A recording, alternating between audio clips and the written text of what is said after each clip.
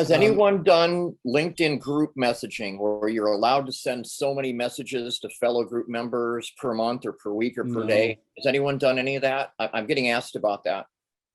It's buried in that second inbox. So I haven't messed with it. If you do, let us know how it goes. So explain to me buried in the second inbox. You mean, I think I know what you mean. It's like a request to send a message, right? No, let me see what I can do here on my. Could you show that? Because I think I know what you mean. Possibly. I just, for privacy in my inbox, let me just see here. And does anyone know what the numbers are? Is it 20 per day, per week, per month?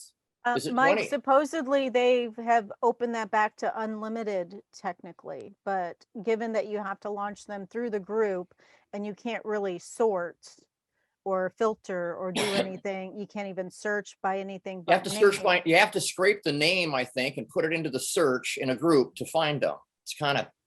Well, yeah, if you open up the members list within the group. Yep, I've done all this. I spent hours on this yesterday. Please go ahead. Yeah. Last I heard, there are no more limits on that. I think they decided it was too difficult for people to do and automate possibly, but they did remove the limits on that. Now you're still probably, well, if you invite them to connect, you're going to hit the invitation to connect limit. But from what I understand, the limits have been lifted on that. So for everyone that's not familiar, this is what we're referring to. So I technically have 3 inboxes since I pay for SalesNav. So I'm going to go back here to main inbox. You can see here's the normal, here's my SalesNav. And if somebody sends me that kind of message, it is here in message request inbox. And then I don't have very many. So I heard a screenshot. Yeah, I need a screenshot right there. Fun. You move your mouse away to the side because I don't have any in my inbox. So yep, totally. I'm just I need to explain this to a client that this is where you want to put them. Yeah. That inbox also is where if people are using the providing services and they have the message feature turned on, those land there, as well as if you message people who are attending an event. Really? I did not know that. Those land in there too. So anything that goes, any of the messaging functions to someone who is not a connection, that's a free level, that's not officially an in-mail, that's where those go. They do get notifications of them though. So I did not realize that that the providing services goes in there. Yeah, that's where the providing services goes to. That seems like a bad user experience, don't you think? If you're wanting to get services and they bury it.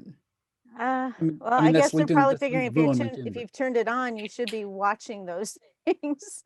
I guess, but I've gotten spam through that as well. But for sure.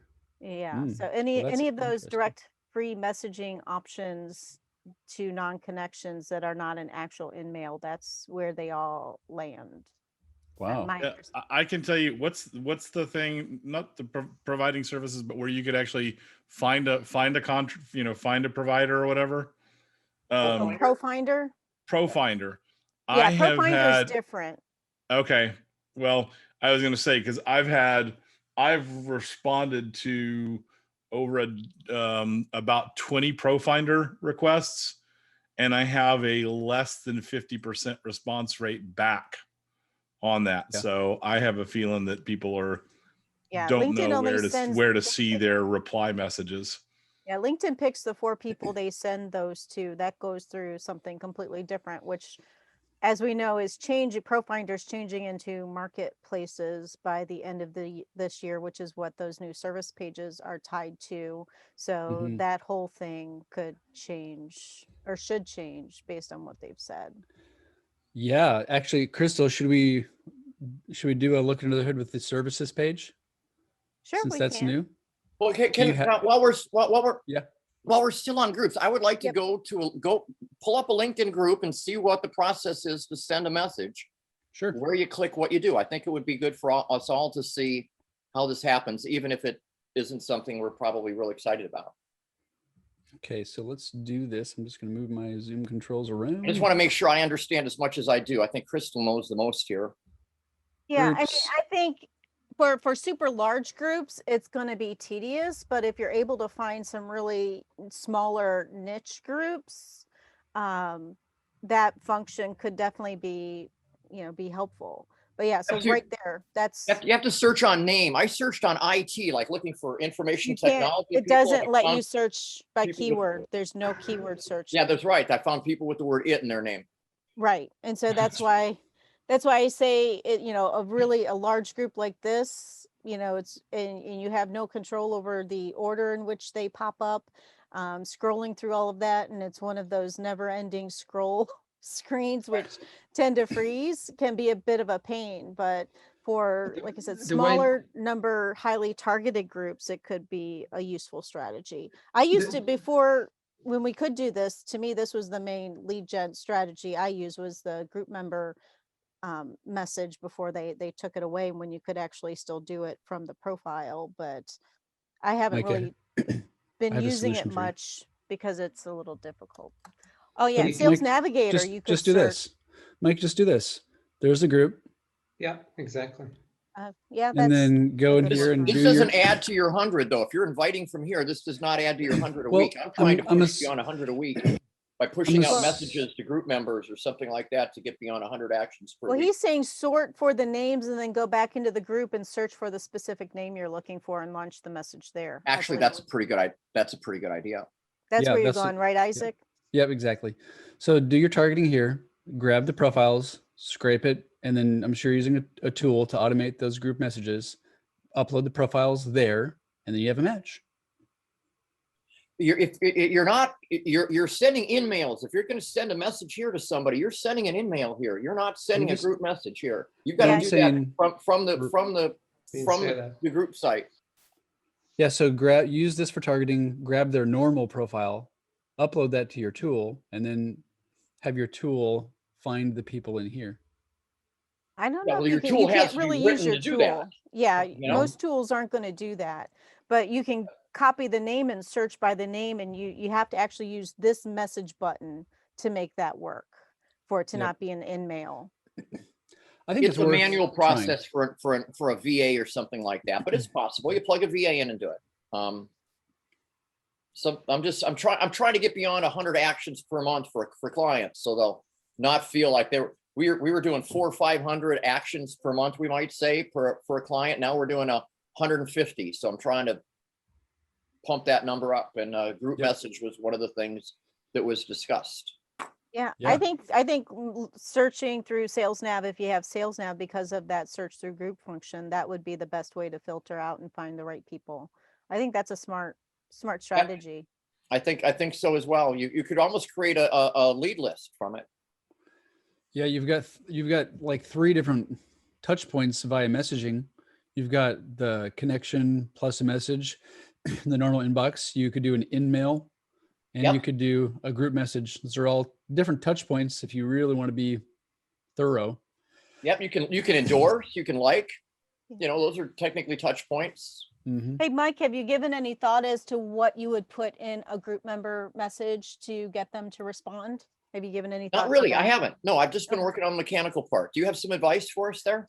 No, right now, like I said, I've not really been using that. I mean, I'm wondering, just brainstorming out loud, if that would be a good usage of a lead magnet link as a cold message type of thing, or going super personal and saying, just maybe telling them you're interested in connecting and wanted to message them and find out, and maybe they'll invite the connect, and that'll kind of get you over that limit.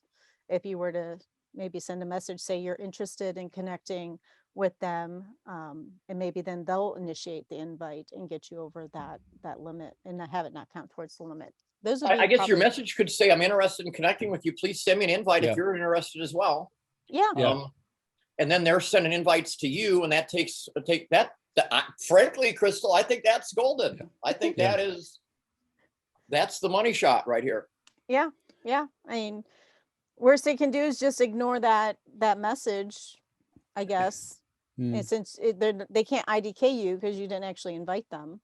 So what makes that possible is the unlimited nature. If you're only able to do 20 a month, you just wouldn't. Last I heard, they removed all limits from from group member to group member messages. That was a while ago. Yeah, that could be a great strategy, especially asking them to invite. Yep. If you If feel you're- if you feel the same, send me an invite. How about that? If you feel the Yeah. same. You can use Control F to also, like, I search groups by Control F, just load them all up, and then CEO or by title, and you can do that as well. Well, it's a never-ending scroll. So you got to keep going down, down, down, down, down, down, down, down, down. And these groups I'm talking about are 5, 10, 15, 100,000 people in these groups. You just don't do the down, down. Yeah. With them. Yeah, I know what the you're big talking about. I groups, spent a lot of time this weekend on LinkedIn groups. Trust me, Yeah. more than I intended to.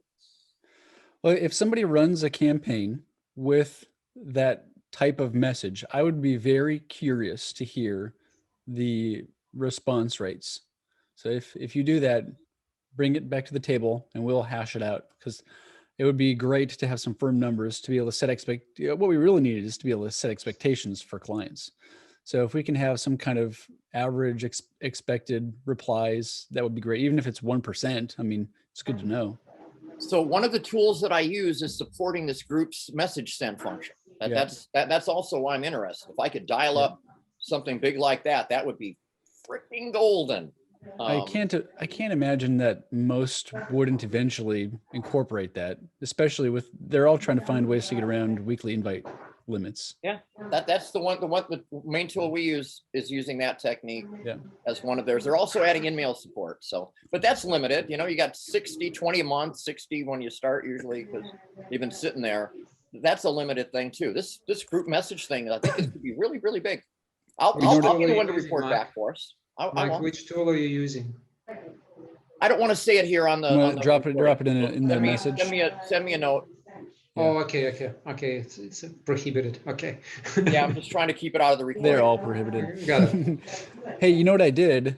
So in that same vein with overcoming the weekly invites, I did a test also last week where, sorry, one second. We grabbed the Nominative Pro emails, like through email verifier, and then uploaded that as context. Does that make sense? So we just did what everybody that does email does, and then uploaded that as a context. And then we did, I'm just reading this here. We did 326 was the upload, and it found a match for 80, which is about 25%. So I was pretty surprised that it was that high, actually. Yeah, I watched that, Isaac. I still don't know how you guys are uploading on context, because I've spent 3 hours, and every format is saying you can't do it, it's failed. So I know, Crystal, you figured out a very specific format, and I couldn't, like a spreadsheet, some kind of a Microsoft Outlook. But I couldn't figure it out. Do you want to share your screen for the audience here, and we can all look at see what you're getting? You want to? Are you talking about the bulk import from your Yeah. like your email list and the like? The contacts page where you're trying to upload through your contacts, your existing contacts, is terribly hard to get. Almost every format is rejected. It rejects. Vitaly, did you do just one column, no headers with the emails? Yep, I tried that as well, and it's rejected that as well. You know, just a CSV file, a standard CSV file, just emails. It says no, failed. Did you run it through? Did you run it through a cleanup thing? Sorry, Crystal. Did you run it through a cleanup thing? Because sometimes if you so this is what I would suggest. Maybe is a cheap and fast way to do this. Throw it into a Google Sheet, and they now have a thing called data cleanup. And if your email list has like spaces in there, it'll tell you. So if it's a broken email, but not because it's like not working, but it's just the wrong format, sometimes that can cause an issue as well. And then if that doesn't work, you can upload them to your Gmail or email contacts, and then do a contact sync through your email. That was what I was going to recommend, because what I'm doing now, especially with my email list, is I'm using Zapier to take the people from Active Campaign and put them into, actually, I don't use Outlook for anything else. And since it's got the LinkedIn lookup at Looker, but I'm able to connect that Outlook to my LinkedIn account. And so they just sync on, and LinkedIn's going to keep track and pull the new people in. So if you're having trouble with the data import, you might want to just try and stick them in a Gmail account or something like that and see if connecting Yep. won't pull them in straight that way, instead of a data issue. And also, Vitaly, if you're doing a big bulk import, I would split it into about 100 at a time, because right now there's a bug where once you click the check to invite and you scroll past about 100, when you click check, it jumps the screen back up. Yeah. And yeah, I you saw don't want to that. scroll down, and it's like the biggest pain in the rear. So maybe Yeah. just do 100 and see if that works. And if it doesn't, then do the contact sync. I say That's what I would did do. I did a almost 2,000 imports of my list, and it worked fine. It found about Mhm. 600 or so of them, Wow. and I've been getting good acceptance rates on that. I haven't gone back and double checked, but I would guess I'm probably somewhere around 30 to 40%, if not more than that. Yep. And you But just I did do a bigger group. I And wanted you- to test it before doing a client if we did a larger list to see what would happen. No restrictions or anything like that. But it's tedious because you have to check each and every one.